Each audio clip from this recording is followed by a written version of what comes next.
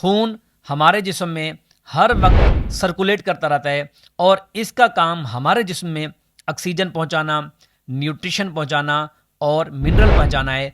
अगर हमारा खून प्योरीफाइड होगा, साफ़ होगा, तो वो हमारे जिस्म को सेहतमंद रखेगा, हमारा स्किन ग्लो बढ़ाएगा, हमारी क़ुव्वत मुदाफ़त और इम्यूनिटी को स्ट्रॉन्ग करेगा। आज मैं आपको कुछ ऐसी चीज़ें बताऊंगा, कुछ ऐसे खाने बताऊंगा जिससे हम अपने खून को प्योरीफाइड कर सकते हैं, नेचुरली साफ़ कर सकते हैं और अपने जिस्म को सेहतमंद बना सकते हैं। उसमें पहले नंबर के ऊपर आता है बीट रूट। बीट रूट क्या करता है कि हमारे ब्लड को डिटॉक्सिफाई करता है, लीवर को प्रोटेक्ट करता है और जो हमारे जिस्म की इन्फ्लामेशन है उसको कम करवाता है।